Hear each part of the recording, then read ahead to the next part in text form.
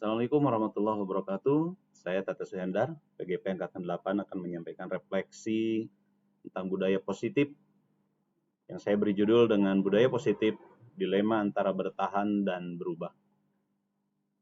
Di modul 1.4 ini, kita disajikan materi tentang budaya positif yang di dalamnya memuat tentang bagaimana sekolah harus bertransformasi dari sekedar melaksanakan pembiasaan berbasis disiplin dengan metode dan cara konvensional nanti berubah menjadi disiplin yang kita sebut dengan istilah disiplin positif. Menurut saya, kesimpulan saya tentang apa itu budaya positif yaitu berkaitan erat dengan membangun suasana sekolah yang berpihak pada murid. Jadi intinya budaya positif ini bagaimana membangun suasana sekolah yang nyaman, aman, agar murid-murid ini dapat berpikir, bertindak, mencipta dengan merdeka, mandiri, dan bertanggung jawab. Tentu ini dibutuhkan perubahan paradigma tentang bagaimana budaya positif ini harus diimplementasikan. Dibutuhkan perubahan mindset, karena secara konsep, budaya positif dengan disiplin konvensional yang biasa diterapkan di sekolah itu sangat jauh berbeda. Berikutnya, bagaimana ini merubah paradigma saya. Jadi konsepnya adalah karena budaya positif ini bergerak pada kegiatan yang mencakup bagaimana menciptakan lingkungan yang nyaman dan aman, yang itu menjadi suasana yang dibutuhkan untuk membangun keberpihakan kepada murid begitu. Maka penting kiranya kita memperhatikan bahwa pemuatan karakter yang berbasis pembiasaan positif atau budaya positif ini dilakukan dengan cara-cara yang baik. Dan tidak mungkin hasilnya baik kalau cara yang kita lakukan untuk membiasakan, menerapkan pembentukan karakter ini, tapi caranya tidak baik atau bahkan caranya kontraproduktif, bertentangan dengan kaidah-kaidah perkembangan baik dari sisi fisik maupun psikologis peserta didik. Saya sudah mencoba menerapkan bagaimana membangun atau menyusun keyakinan kelas bersama dengan peserta didik di dalam pertemuan awal kemarin yang saya lakukan pada tanggal 18 Juli 2023 ya, di kelas 11 TKJ 4. Saya mendapati bahwa peserta didik ternyata sangat antusias ya.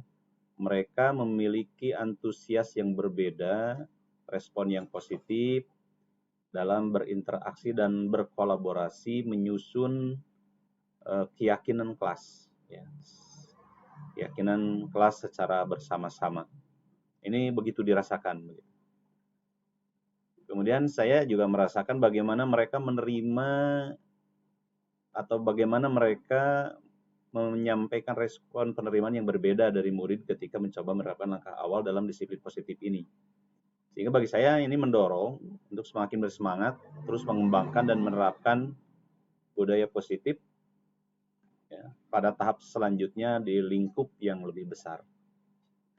Pelajarannya yang sudah baik itu adalah respon dan antusias muridnya.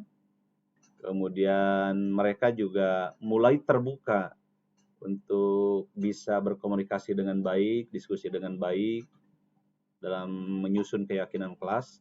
Tapi tentunya mereka masih membutuhkan perbaikan pada tahapan diskusi, penguatan, pemahaman konsep kebajikan universal, kemudian pemetaan perilaku yang tampak dan tidak tampak, serta contoh-contoh implementatif yang menjadi tafsir dari keyakinan kelas yang disusun bersama itu.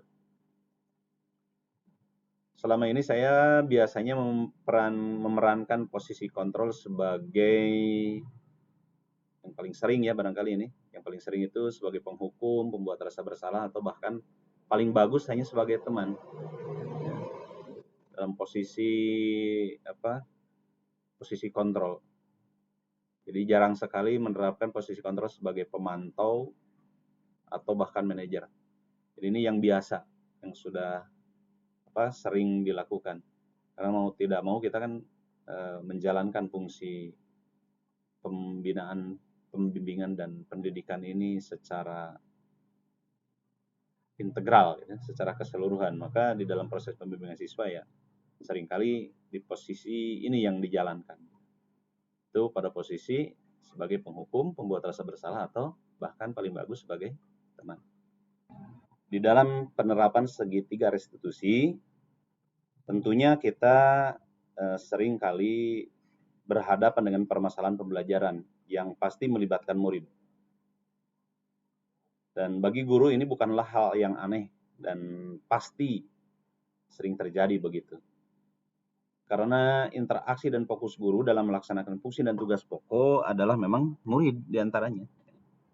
Apakah sebelumnya diterapkan metode tiga restitusi secara penuh, semua langkah dan kriterianya dilakukan? Saya sendiri sih belum mengidentifikasi sejauh itu. Tapi dalam proses penanganan murid kita menggunakan pendekatan atau penggunaan sebagian dari tahapan segitiga restitusi, saya yakin sudah pernah melakukannya.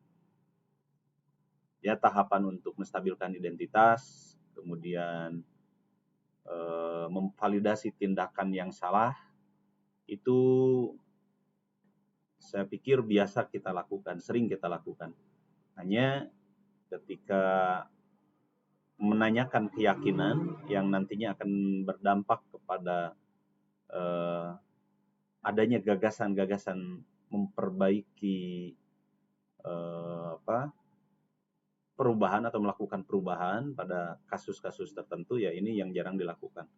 Jadi segitiga restitusi ini biasa dilakukan, hanya mungkin baru pada sisi yang ke-1 dan kedua, pada sisi yang menstabilkan identitas, kemudian memvalidasi tindakan yang salah, tapi di sisi yang ketiga, yaitu menanyakan keyakinan, ini memang belum teridentifikasi dari apa yang biasa sudah dilakukan. Hal lainnya, saya perlu juga menyampaikan barangkali ini dari sisi konsep yang disampaikan dalam pembelajaran di modul 1.4 ini, yaitu mengenai konsep reward and punishment. Saya mengira bahwa konsep reward ini atau penghargaan ini masih relevan untuk tetap ada dan menjadi bagian dari konsep menumbuhkan karakter dengan budaya positif. Karena ini nanti akan mendorong yang namanya semangat prestasi. Jika kita menelisik pada berbagai kompetensi prestasi di berbagai bidang ini, kebutuhan akan penghargaan atau prestise ini tetap menjadi penting dan relevan. Sehingga saya sih lebih sepakat mengenai konsep punishment atau konsep reward dan punishment ini, terutama rewardnya itu masih tetap relevan untuk diimplementasikan, bahkan di dalam penerapan budaya positif sekalipun. Demikian refleksi saya. Terima kasih. Mohon maaf. Assalamualaikum warahmatullahi wabarakatuh.